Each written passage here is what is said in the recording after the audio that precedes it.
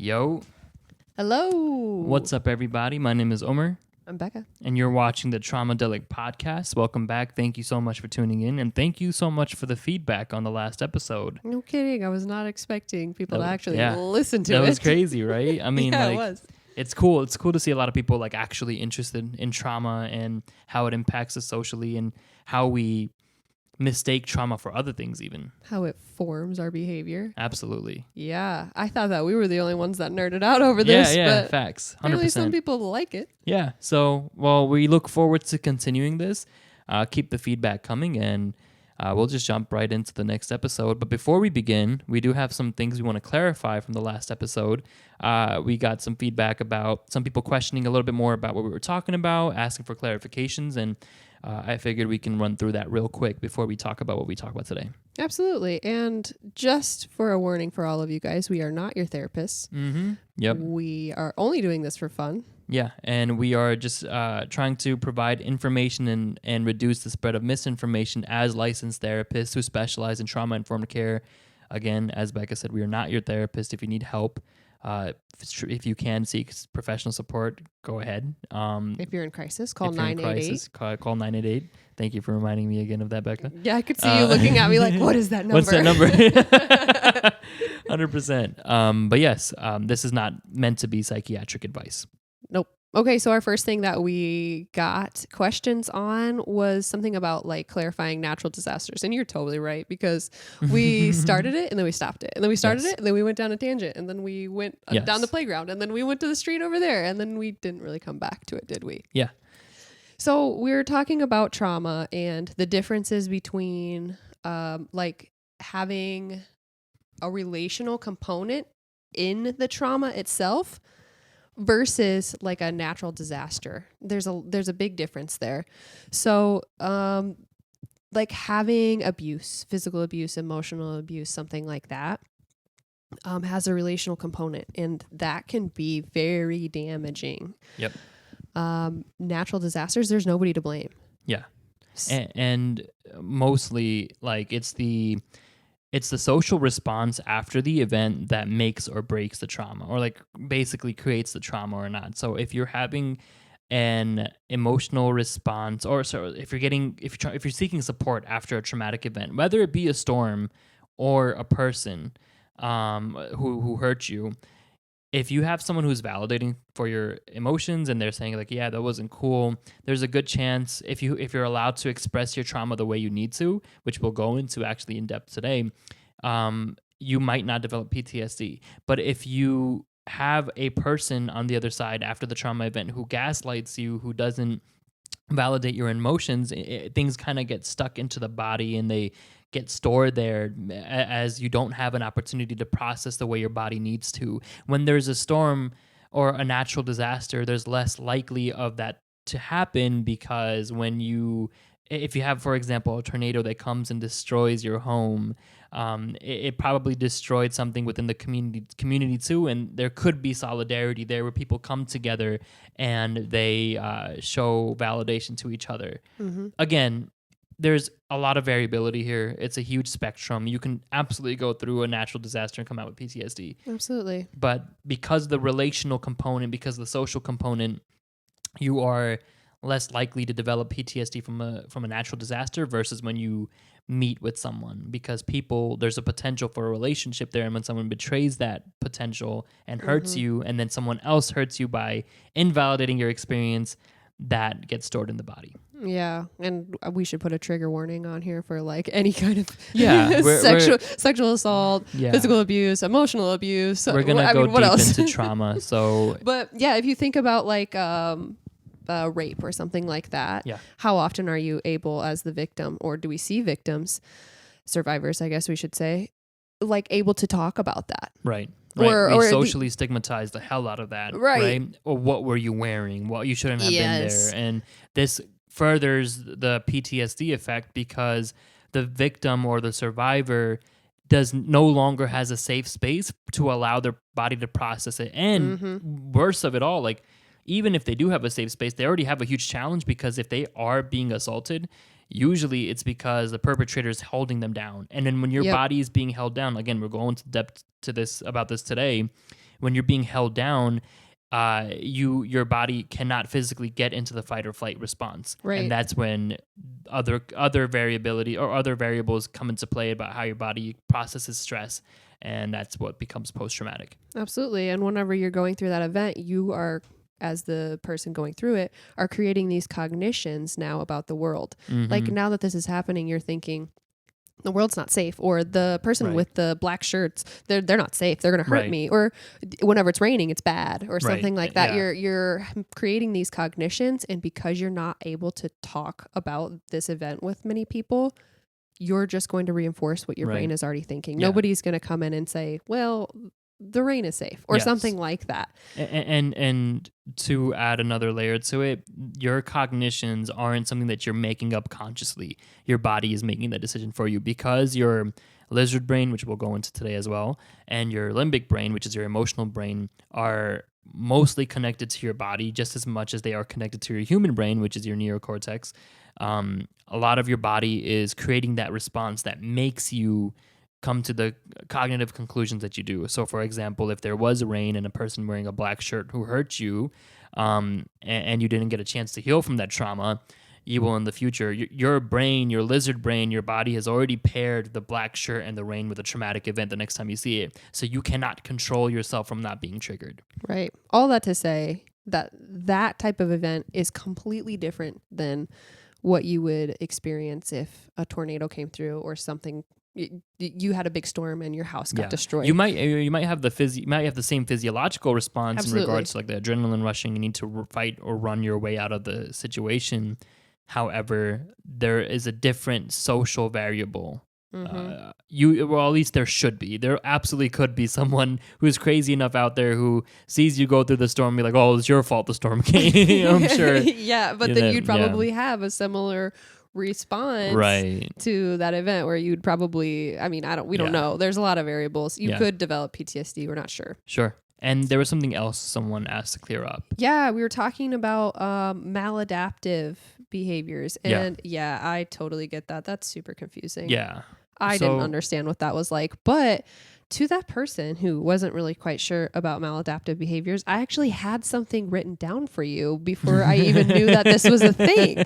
Like I thought about our podcast after, and this just came to me while I was reading, and I was like, I don't know why this is coming to me, but I'm going to write this down. Right. And I was talking about, I should just pull it up so that I can remember. Yeah. That, first of all, I was going to say that not all traumatic events need to transpire into PTSD to change you. That means that you can go through something that really sucks, and it can shape and mold your behaviors and not turn into PTSD. You don't need that label to accept that something really sucked and it really changed how you are as a person. But that can change how you feel about the world, your behaviors and how you see the world. But at the core of you as a person, you're still going to have these needs that need to get met. We're social creatures. We're going to need to find a way to be social, or we need to feel loved. We need to have that connection. There are certain things about us that we will need. But the thing that you went through might have really sucked and made it such that you can't get those things in a way that is maybe adaptive or normal. I don't know what normal would be, or people socially acceptable. So now you have to switch to more what appears to be maladaptive behaviors or socially unacceptable, or just really chaotic ways to get these needs met, because you're still a human and you still need these needs to be met. So it can look like maladaptive behaviors or things that are not going to really benefit you in the long term, but you're getting something out of it. Yes. What are some examples that you could give about a maladaptive coping mechanism? Definitely something that's not going to benefit you. Sure. Yeah. But that could be doing drugs, you're getting something out of it. It feels good. Yeah. Is it going to benefit you in the long term? It doesn't really. It's a protective factor, Absolutely. right? For people who don't understand this perspective on addiction, when people take substances in, what makes it addictive isn't always how addictive the chemical is. It's about what that chemical does for you. Mm-hmm. So if you have, for example, a type of trauma where you experience chronic pain all the time in your body, emotionally, and it's complex PTSD at that point, something like an opioid might be very beneficial in a way where it helps you numb the pain, and it becomes addictive because it's filling a void that was left by a caregiver who didn't provide you the support for your pain.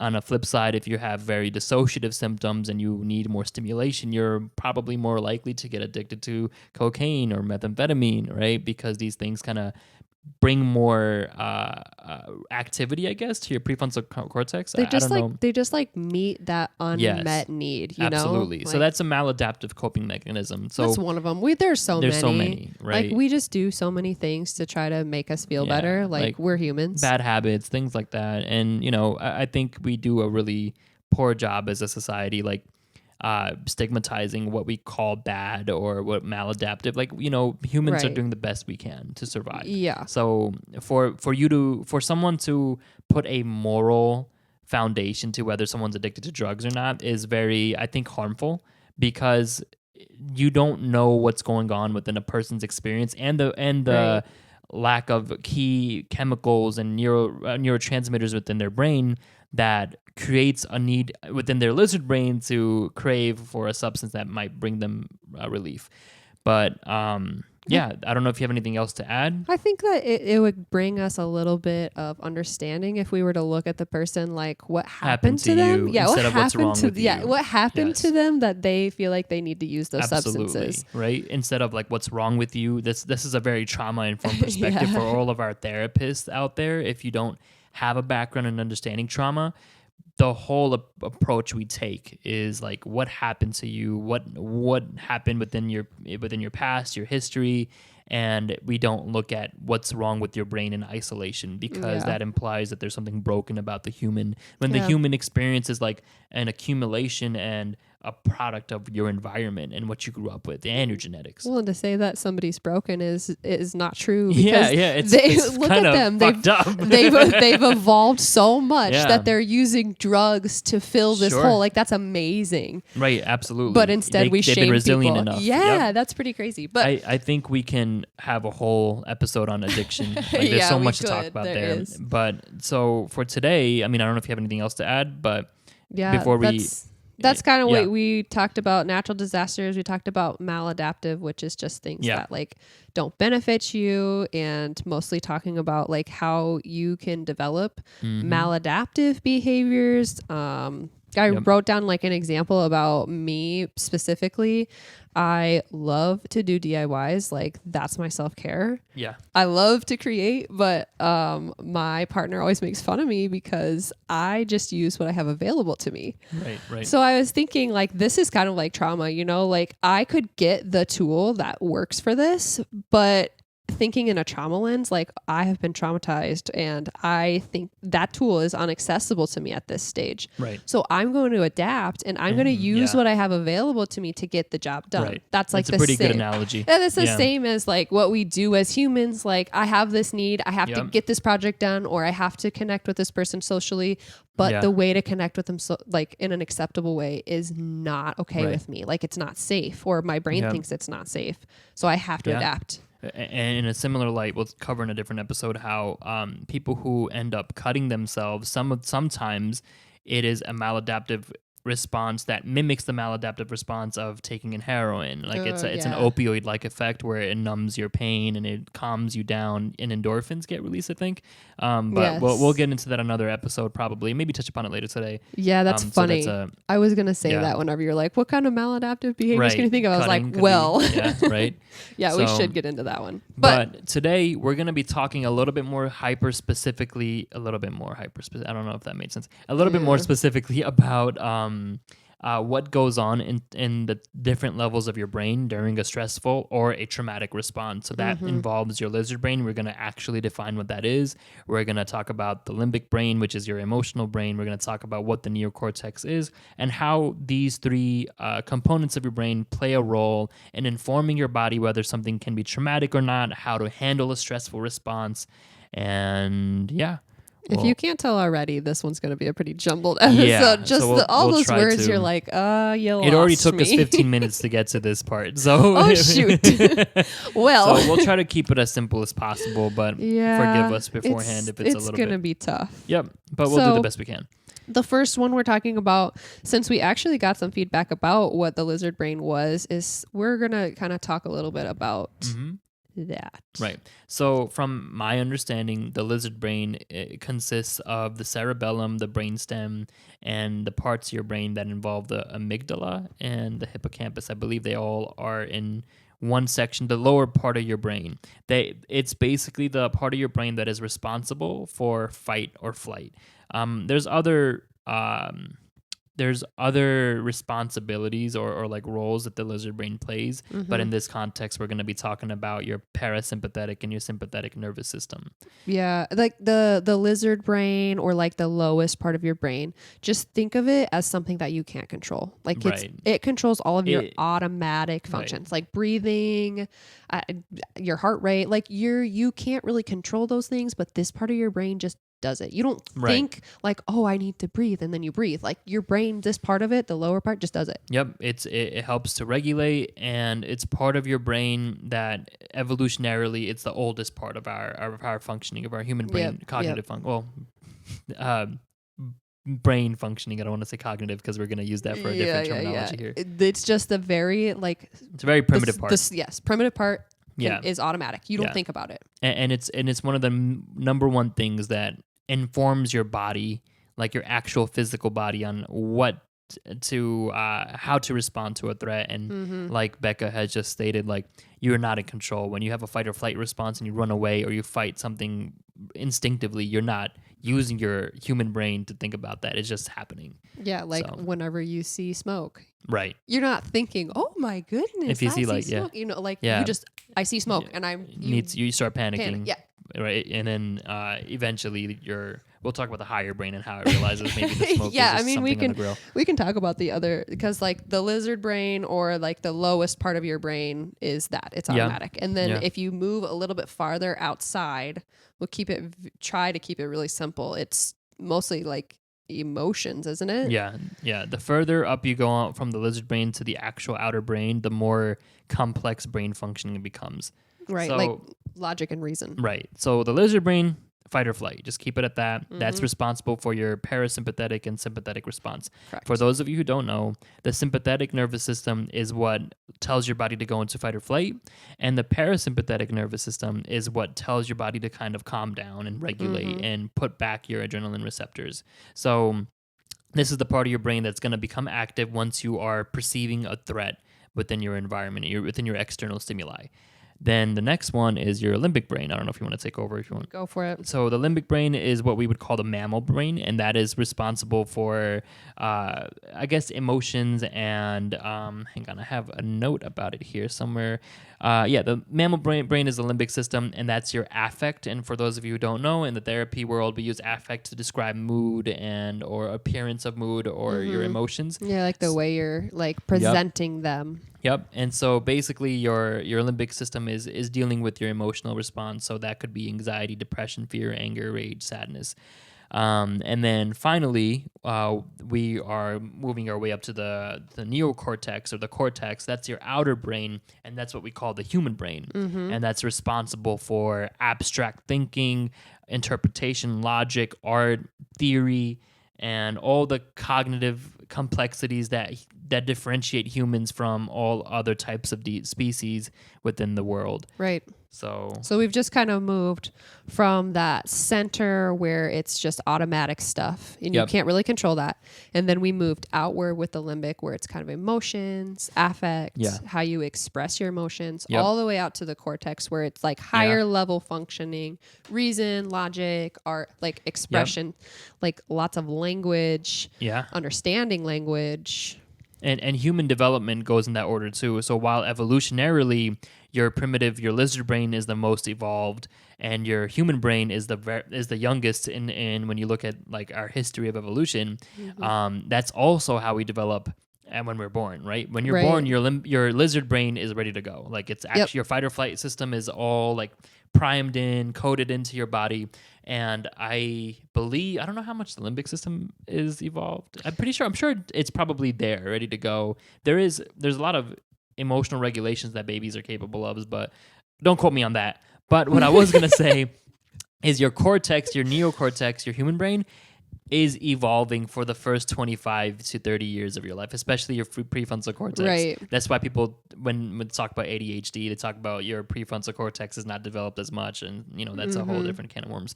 But your prefrontal cortex is developing up until between your 25 and 30 years old. Yeah. So, and it's also important to note that center, that automatic, that lizard brain being developed as a baby, as an infant, means that your stress response system, your parasympathetic and sympathetic, are already in place. Yeah. So if you were to experience something that may have the traumatic effect, you still are going to have the exact same reaction as a 3-month-old as you will as a 30-year-old. So this, like, being triggered or having that stress response from something, whatever it is that makes you feel threatened, like, we don't need to engage in some weird pain Olympics or whatever, because I'm going to have the same response because it's physiological as you, as Joe, as whoever. Like, we all have, it just is automatic. It just happens.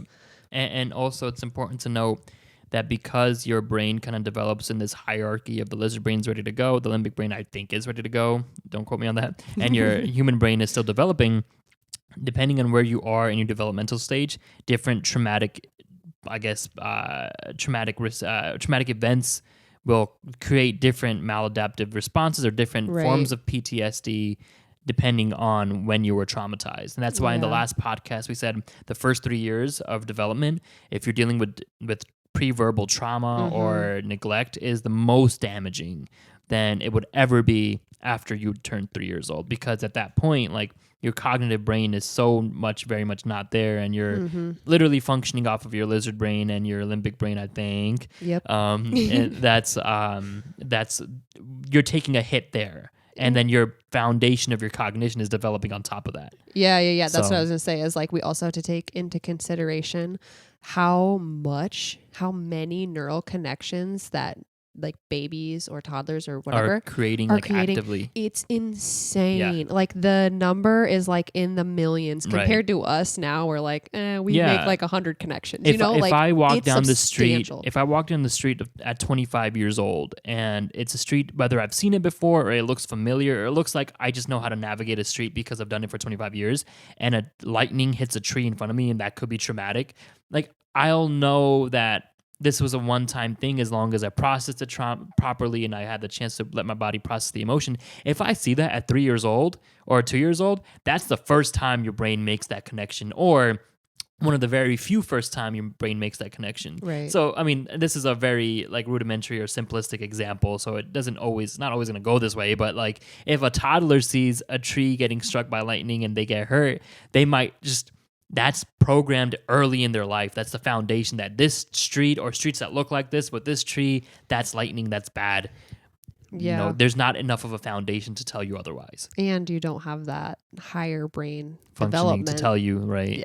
Yeah. So, but hey, that's a good segue, though, because we were going to talk more about, like, the stress response and give an example, and that seems like a really good example to use on how we could apply the sympathetic and parasympathetic to that example of, like, you're walking down the street and the tree gets struck with lightning. Right. Like, you're walking down the street and everything's fine. You're calm. Things are feeling, like, regulated. Wait, before we go in, let's preface this, because we're going to have to eventually talk about what resiliency means and what it means to have a nurtured upbringing with your caregiver. Oh, yeah. While we give this first example, if I'm assuming you're talking about when the stress response goes normal, right? Yes. So while we give this example, I just assume that this person had, for most of their life, a healthy upbringing. There was no more severe trauma before this event. and that they had enough resiliency factors to feel safe to know how to process their emotions. We're basically saying like this person in this example has zero trauma coming into it. Yeah, hypothetical. That wouldn't actually happen, but that's what we're doing just for this example. Yep. Because if we add in developmental or complex PTSD, then things change. Yeah, lots change. So let's say we're walking down the street and, oh my gosh, right there, the tree got struck with lightning. Mm-hmm. The first thing that would happen, I'm trying to think of like the sequencing. The first thing that would happen would be like your automatic brain, the lizard brain, would turn on your sympathetic nervous system, which would cause your heart rate to increase. Your breathing would probably increase. Lots of blood flow would divert in places that you would need it to like either fight, flight, or flee. Yeah, 100%. And basically, if this is the first time that it's happening, there's a thing called a high road and the low road, right? Yeah, good point. So the low road it involves like when your eyes and in your ears or whatever, it takes in the information that something is happening in your external stimuli. In this case, a tree is being struck by lightning. That information goes to your thalamus and it kind of relays that information to different parts of your brain. Right. So the image of the tree getting struck by lightning very close to your vicinity then goes to your hippocampus, and your hippocampus is responsible for coding, pairing emotions with memories, and or like keeping a file, for lack of a better word, keeping a file of what you've paired this memory with before. So it sees a tree getting struck by lightning. It goes to the amygdala to see like, hey, like what is the amygdala's response to this, and it sees the amygdala is already in a fight or flight response. It's ringing the alarm, and so now it starts pairing this memory with the fight or flight response, with the triggered response, and that is all happening within a blink of an eye, like within milliseconds. While that's happening, your thalamus also sent that information to your outer brain for your cognitive brain to connect to the fact like, oh shoot, like something got struck by lightning. So even if you were safe in that scenario, before you realize you're safe, the actual response of the low road, which is like the amygdala part of things, is already determined for you that this is not safe. Right. So you might already be running without knowing, and maybe you blacked out while you're running, or maybe you're like you're just you got away from the situation before you knew it. But what we call when the thalamus brings that information to your outer brain that's responsible for you to cognitively think, or your human brain think, that's what we call the high road. So the high road takes longer. Right. While the low road, it's much quicker. It's your more primitive response. Right. So it's just automatic. Like whenever you see the tree struck by lightning, your automatic response is like, my heart rate's going to increase. I'm going to freak out. Like you start to have that system go online and you don't really have any control of it. It's the somatic response. Like somatic is meaning bodily. So like just the things that happen in your body without your control. Yep. I can't control if my heart rate goes up. Yep. I can't control if I start sweating. I can't control if all the spit goes out of my mouth because I'm scared. Right. Yep. And then go ahead. Do you want to, so let's play the tape through. Right. So the person has this fight or flight response. They run away. What happens after? Oh yeah, there you go. That kind of keeps this stress response like functional, or what does it tell us about the stress response? It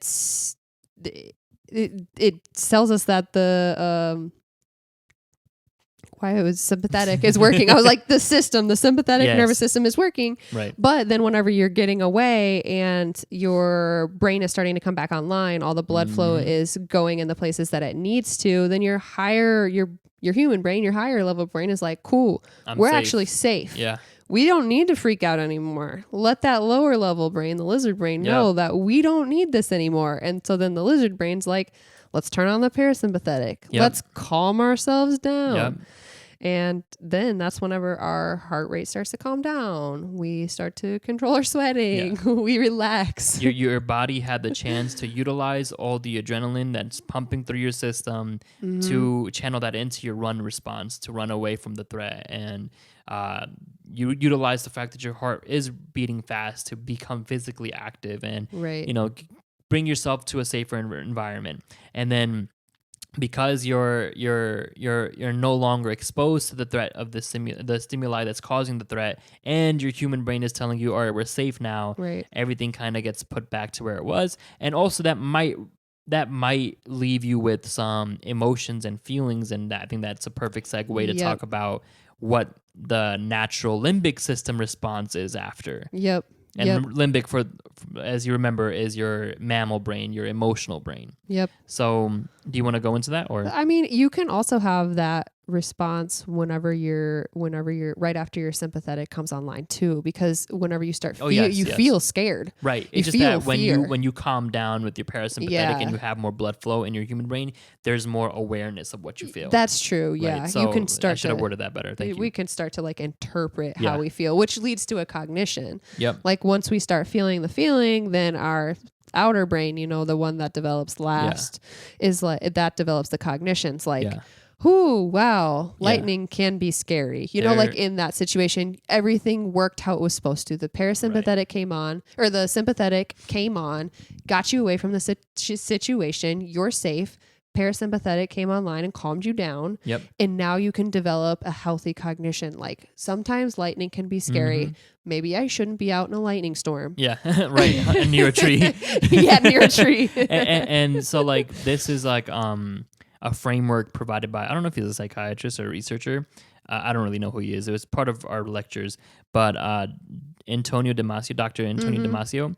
And so the way he interprets your affective response, or your limbic brain response, your mammal brain, your emotional brain response, is the difference between the emotions versus feelings. And the emotions are described as an automatic physiological response to the external stimuli. So, for example, you see the tree, there's a lot of fear, there's a lot of maybe like tension and anger, rage, or whatever.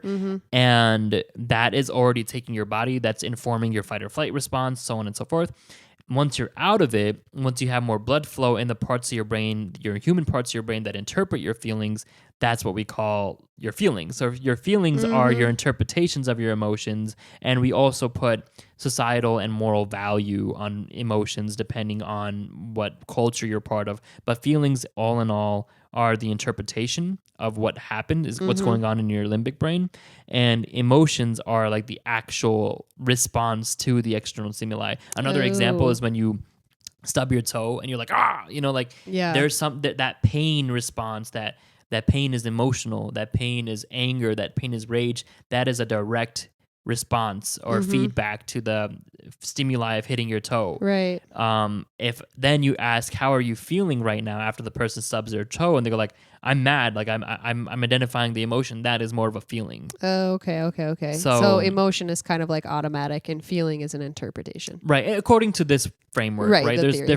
different theories, but this is what we're talking about. And that is all part of your like limbic response, right? And that also then informs that cognitive spot that you were talking about. Like in this healthy scenario, the person who gets away safe starts thinking that, wow, maybe I shouldn't be in the storm. It's because their human brain starts understanding that I not only was in threat, I felt scared while I was in threat, and I ran away, and now I'm shaking, or there's a part of me that still is fearful, right? And because I got away, and maybe you got a chance to process your emotions, maybe you need to tear up, maybe you need to shake or wail. Once you give your body the chance to do all that, it can walk away with hopefully a healthy interpretation, like let me not be out in the rain next to a tree in a thunderstorm again.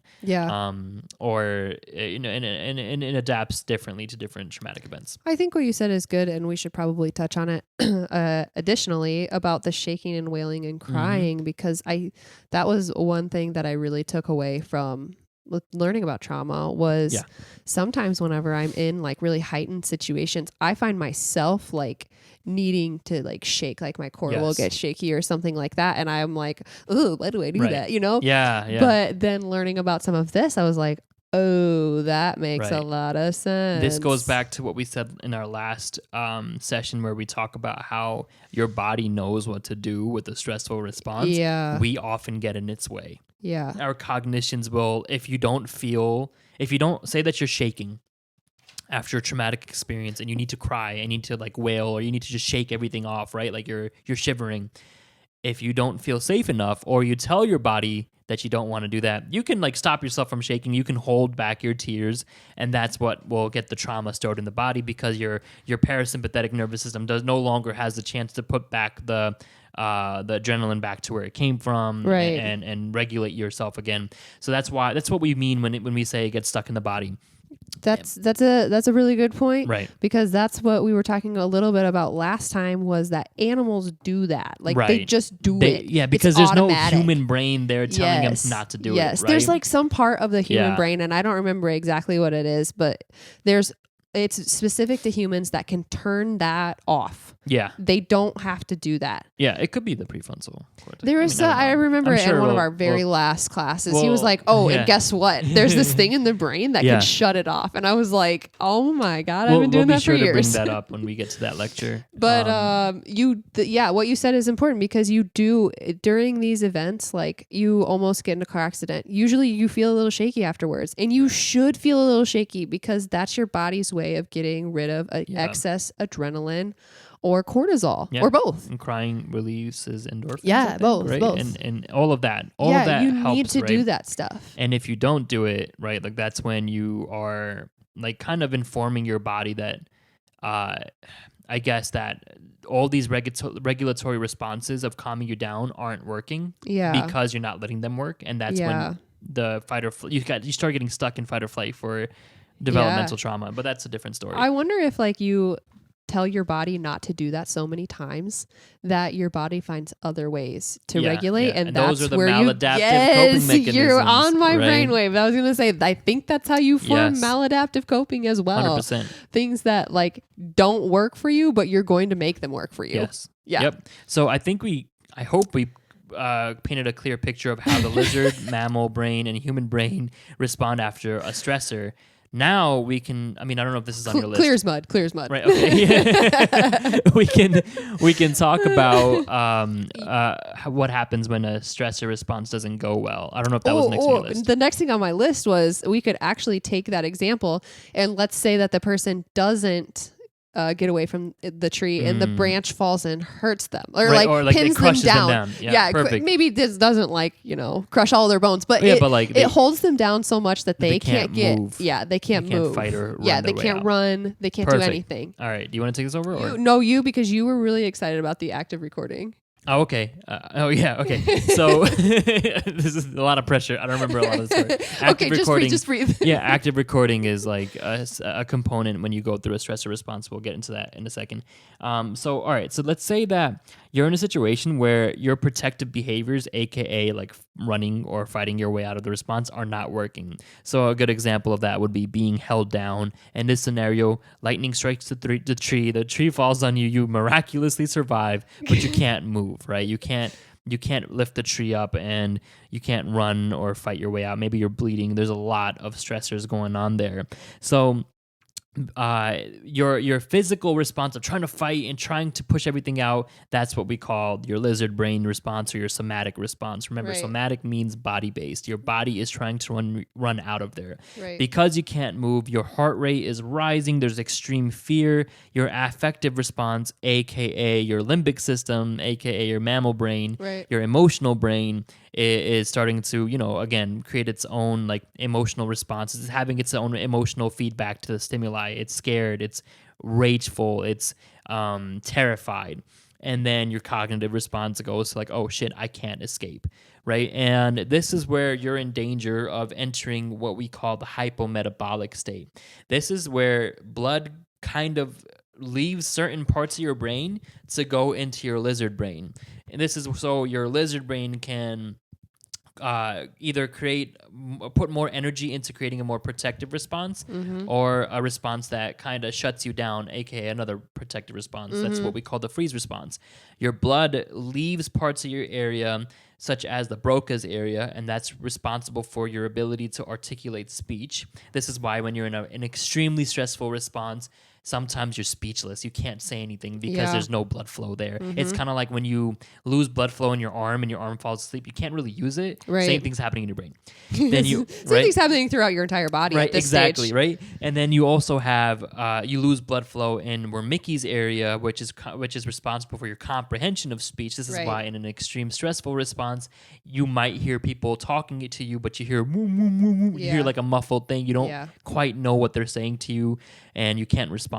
And then you have a parietal temporal, you lose blood in your parietal temporal lobe, which is responsible for gathering information, organizing, and processing sensory information. You also lose blood flow in your medial prefrontal cortex, which is responsible for your decision making. By the way, before we continue, this is a perfect example of how an environmental disaster can be traumatic, right? So That's true. right? So we'll get into that a little bit later. So this is all happening, and because you can't move and your lizard brain is getting all this, it's being pumped with blood and it's increasing your heart rate. It's trying to fight, and you can't fight. So it's like you're just kind of punching a brick wall at this point, right?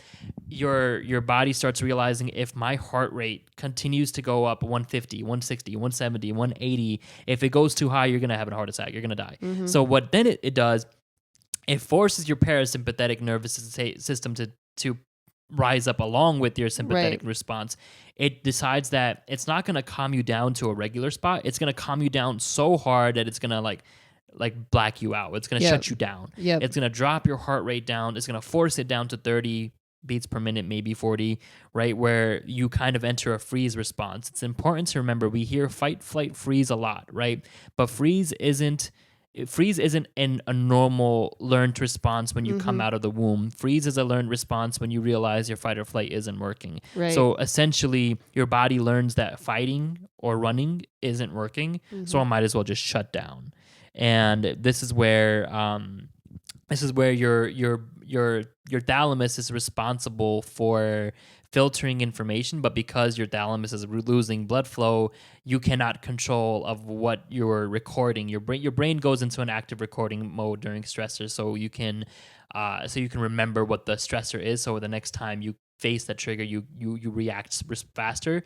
But over here, because your thalamus shuts down, you can't quite focus on. I guess there's no filter to determine what's causing the stressor. Your brain will take in all sensory input. That's why people who are severely traumatized, they can only recall their memory in flashes and sounds. They don't have a narrative construct because that part of your brain is shut off. Right. Anyways, I rambled a lot there. Where do we need clarification? I was gonna say, why don't we? Because that was a lot. Hang on. Before we continue, this is like a really good point to really tie up the environmental trauma thing, right? So this happens, right? You have a lot of cortisol in your system. You have a little window of time to allow your body to process this. And if you have good social support, you have a very appropriate response medically, and you were brought to safety, you allow your body to shake and let it out within the next couple of days, right? Or maybe you see a very competent trauma-informed therapist, this won't develop into PTSD, right? Especially because nobody's really going to say nobody should say that, oh man, why were you near that tree, dude? Like, you shouldn't be around bad trees. Like, there's no such thing, right? Right. But if someone does gaslight you and you don't get a good medical response, and that cortisol stays in your system, right? And someone tells you shouldn't have been walking out that late anyways, or out in a storm, then you might be shamed into not processing your emotions, and that's an example of how environmental disasters can become PTSD. Right. So, okay, let's take all of this information, because a lot of that is probably things that people who haven't been in a grad program are like, what? Wait, he said what? Thalamus. Anyways, let's just take this huge concept, because it is a lot, and let's try to just like make it bite-sizable. Right. Basically, your sympathetic nervous system is going to come online whenever you get crushed by a tree. There's nothing. I hope so. There's nothing to stop that, because your brain is amazing and it works. Right. So you're going to panic, but because you can't get away, your brain is going to be like, shit, we're helpless in this situation. It starts to pull blood from the places that need to go offline first. Yep. You don't need that higher level functioning. You don't probably need a lot of blood in like limbs of your body. It's going to pull it to like the core. It's trying to preserve. Yep. It pulls it to the automatic brain function, nothing else, you know, like it just does what it needs to the basic to survive. That's you going into a shutdown. It's basically like you dissociating. Yeah. And that's where a lot of people, this is how a lot of people learn the freeze response and dissociation as a learned response to a trauma. This obviously completely changes when this person in this hypothetical scenario has gone through a lot of complex and developmental trauma, and that's what we'll say for another. I was actually going to say that too, is like, if you have been through developmental or complex, I know we talk about that a lot. It primes you already, you know, like your brain has developed with more cortisol and adrenaline receptors, right? And you respond differently. And if you're someone who's learned to shut down, you might shut down right away. Maybe like when the tree lands on you, your brain might not even go through all these hoops and hurdles to put you in the fight or flight, learn it doesn't work. Sometimes your brain probably already learned that fighting and running away doesn't work, and it might just shut you down immediately. Exactly. But this also goes back to what you said last time, that Exactly. the lizard brain can have a different traumatic response to different variables. So everyone's different. So this is very complicated. I've gotten different information on that. Like whenever we were in class, it was like the response that has worked well for you is the one you're going to use all the time. Well, no, I think there was some information in our class where, yes, that's true. Like if it works for you, your body's going to rely on it. But there are scenarios where you're not going to use that response. Different. Yeah, but then the information that I've gotten recently is that you're going to use different responses. You use different responses, meaning you don't always fight, you don't always flee, you don't always freeze. Whatever's going to be a protective behavior for you, your body's going to lean towards that way. Right. So if you had experienced developmental or complex trauma, you probably already have developed that your brain is going to turn the system on quicker.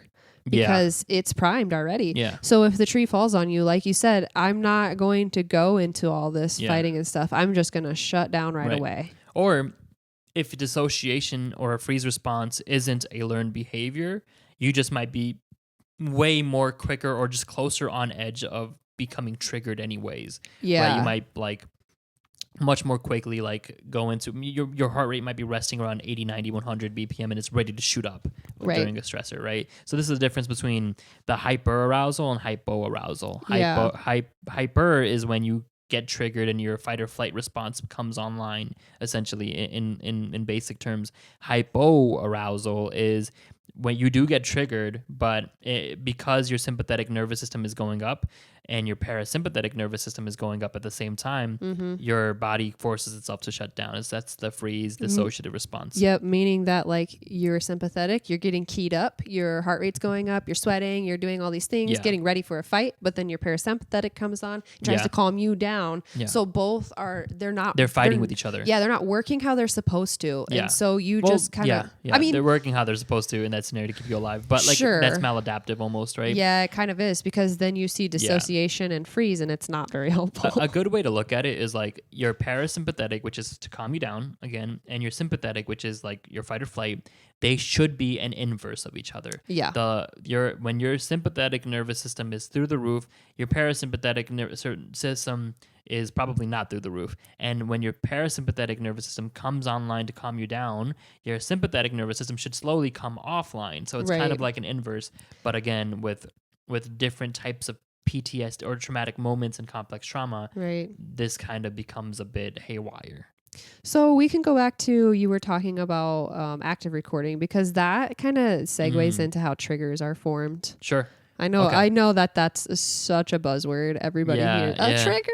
And just so you guys know, when we talk about trigger, we're talking about in the actual context of trauma, when you have an actual fight or flight response. Right. That's a trigger or freeze response, right? Yeah, because everything we've been talking up until now is like the stress response. Yes. That's going to happen when you're presented with any type of stress. I remember our professor was saying all trauma is a stress response, Absolutely. but not your stress responses aren't always traumatic. Right. So that's right. really cool. Because like I could be presented with an exam and my stress response could activate. All that stuff could happen to me, but that's probably not going to be traumatic. It's not going to be Right. stored in my body as trauma. Yeah. But I am going to have Unless that there's reaction. developmental trauma, You and that's shush. complex. We'll save that for another day. It changes the game. All right, but do you want to go into how the recording happens, or Yeah, why not? Okay. We're talking about, you said stuff about thalamus and stuff like that. It has to do with active recording because you're in this situation where your body needs to remember what's happening just to survive later. Do we know what part of your brain is responsible for recording, or no? Oh, I think that'd be the hippocampus. Yeah. Right? Because I mean, I don't know. I could That's be the wrong. filing one, right? Yeah. Yeah. Okay, so anyways, you need to record some of these things just to make sure you remember because you don't want to be in the situation again and like have this happen again. Your brain like starts hyper recording specific details during a stress response for you. But it's never like you said, in a narrative way. That just means that a lot of the memory, they're just kind of jumbled. Well, so it becomes jumbled. It becomes more jumbled in a freeze response. Yeah. Because you're losing so much blood flow in parts of your brain that is responsible for keeping time and decision making and interpreting speech. That's when things become a little jumbled, right? Yeah. When you have a slight stressful response where where it's not really necessarily PTSD or full on trauma, right? You might, I think it's that you remember every detail. Like if you have more blood flow in your prefrontal cortex and your thalamus and all that stuff, then you might be recording things hyper specifically narratively. Well, also something to note, even if we're dicey on that, is that it's recording not just like a video, you know? It's like you're right. You smell, you see, you hear, you touch, like all of these senses your body is using. So like if you were to record all those things and store them as like, I need to be aware of this because this could hurt me.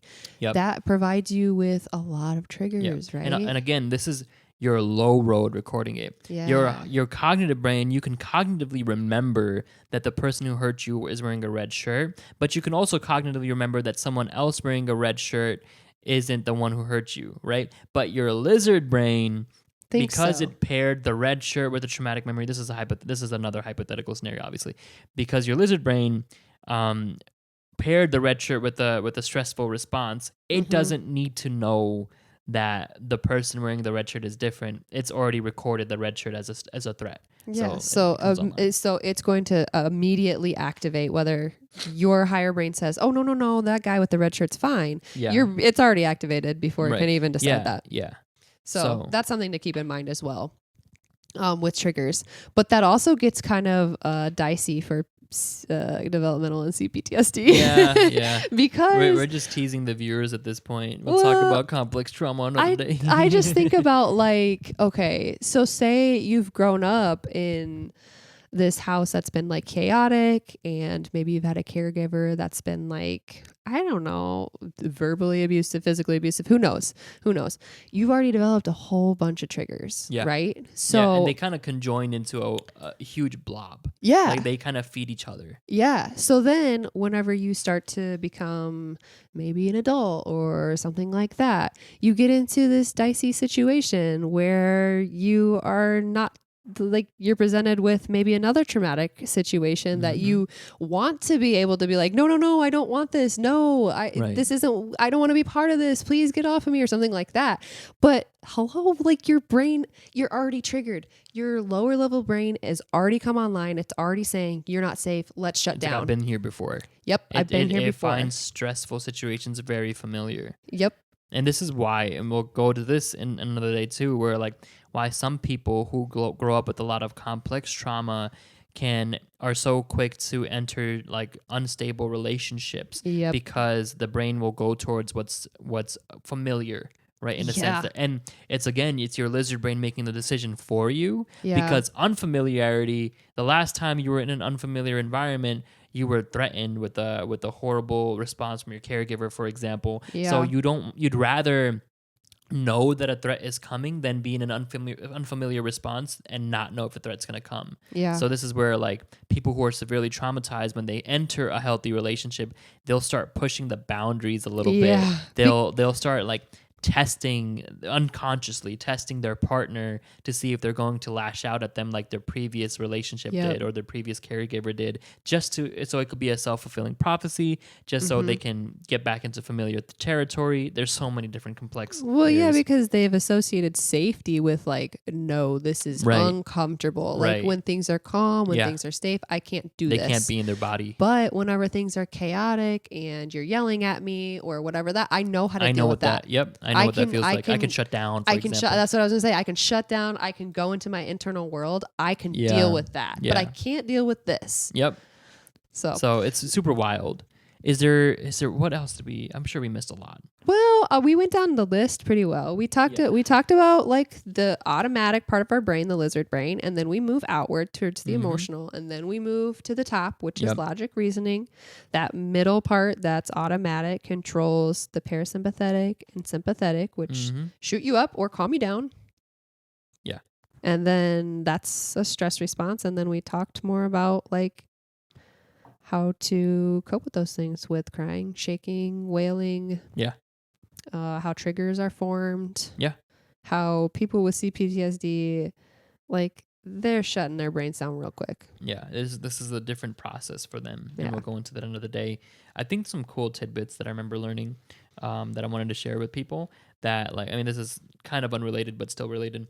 When your body feels any type of pain, whether it's like a pinch or a stab or whatever, right? Oh yeah. Like whether it's pain or imbalance, your body very quickly goes into a stress response. If you get knocked off your balance, and the way your body gets back on is your stress response trying to stabilize you, and your parasympathetic response calming you down after that. Same thing with pain. So I thought that was really cool, right? We think of like everyday pain or stressors, or when we like trip over something, oh, like I just tripped, but like your body is ready to fire and bring you back up so quick before you even know it. That's so cool to me. And there was something else I wanted to share. I mean, I think it was the more thalamus stuff. So, and I think I already talked about that. So there was something that I listened to this time that I didn't hear last time that was about the more times your stress response is triggered, you have like more, every time there's adrenaline that's released into your body. But if it's constantly being triggered,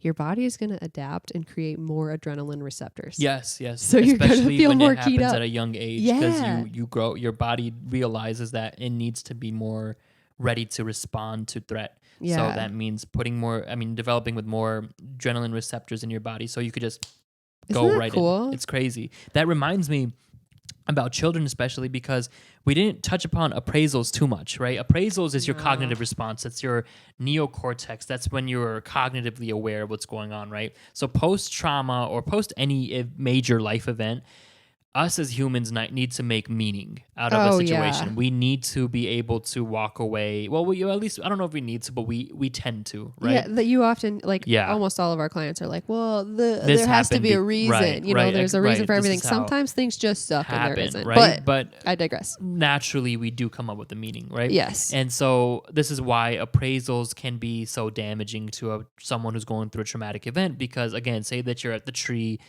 falls on you. Someone can easily tell you after you get some help, they tell you, well, why were you there at the wrong time, right? And then your brain will start ingesting or dissecting that, or digesting rather, that appraisal, and it'll say, well, this happened because it's my fault, right? The world isn't safe because it's my fault, right? And vice versa. If someone was like is supportive, like, hey, I'm so sorry that happened to you, like that just happened by coincidence, let me know how I can support you, you're loved, we appreciate you, and just get some rest. Then your brain starts learning, hey, some freak accidents happen and I'm still supported despite freak accidents being happening. That's all appraisal. And the reason why what you said reminded me of this is because children develop appraisals very interestingly, because while they're growing up and their age is like 0 through 7, 8, 9, 10, whatever, because their outer brain is still developing, and their ability to understand abstract thought and develop their understanding of the difference between their sense of self and the world, because that's still developing, they're mostly usually still egocentric. So when they get hurt, whether a caregiver abuses them or whether they get into a car accident, it's almost always going to be quickly like, oh, this is my fault. It happened. I'm the reason my mom and dad split. I'm the reason why mom hit dad or dad hit mom or whatever. Yeah. So they need the most support when it comes to appraisals. Yeah. Because they're still, like you said, they're still building those millions of different types of connections within their brain cells. And it's if that's the first time they enter a stressful situation or a traumatic situation, it can be very dangerous if they walk away thinking that was my fault.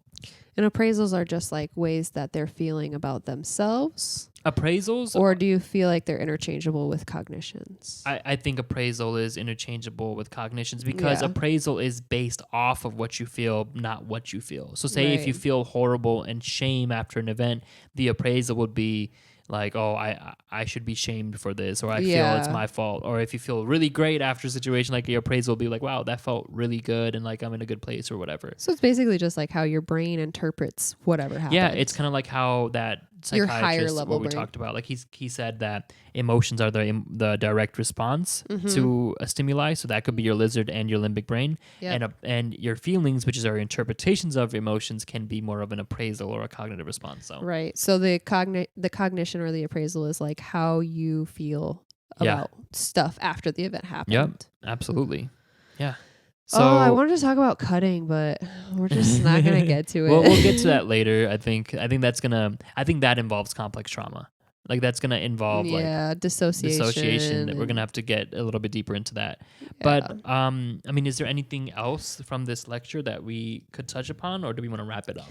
That for whoever is still listening, like that's a wild ride, isn't it? We're so sorry. It gets very stressful, and I'm not the best at simplifying things. I can take your like really big themes and like chunk them down. Thank you, Becca. I appreciate you. Yeah. Okay. We try. So let's end it and simplify it the best we can. Okay. Right? Okay. I'll go first, and then you'll simplify it for me. Right? Okay. So you have a part of your brain called the lizard brain that's responsible for your fight or flight, regulation, things you can't control, right? Automatic. That is part of your brain that gets ready to fight during stress, run away during stress, and it's also responsible for calming you down after the stress. Yep. You have your limbic brain, which is your emotions, your what's your emotional response to whatever external stimuli is going on. Yep. We also call this the mammal brain or the emotional brain. Then you have the last part of your brain that develops is your cortex, your human brain that's responsible for art, abstract thought, theory, interpretation of speech, articulation of speech. Right. And obviously this is a very simplistic version of this. And all of these three parts play a role in how your body is going to develop PTSD or how it might not develop PTSD after a stressful response.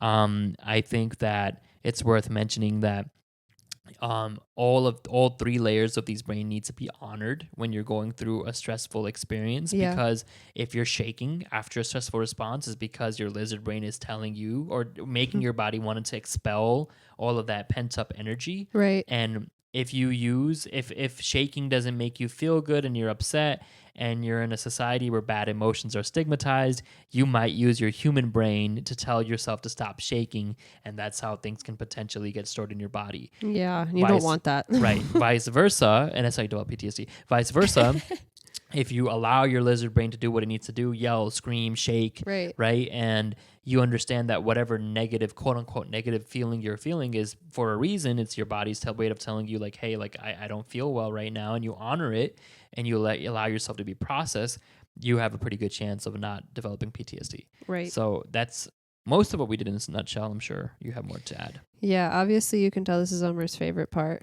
is the brain stuff. I love the brain. It's so crazy. Yeah. So, well, this is the brain and body, right? Yeah. I think the one thing, if there's one thing that the viewers can walk away with, is that this is more body than brain. This is It more body than is. mind, rather. Well, right? it really is, because this is a lot of automatic systems that you right? don't have control over. Yep. And then if you let your like higher functioning part of your brain get in the way of what your body wants to do, you're just going to mess it up. And I remember I heard a motivational speaker talking about trauma, and they had a lot of great things to add and say about how you can take control of your life and build self-compassion. But one thing that really rubbed me the wrong way was that when they were talking about trauma, they said, oh, trauma is part of your memory. It's in the past, so leave it in the past. No, like as we talked about in the last session, trauma is a physiological response. Right. It's not in your mind. It's no longer in your memory if you get triggered to the point where your body's reliving the thing. Your mind is not reliving, your body is reliving, which makes your mind relive the stress.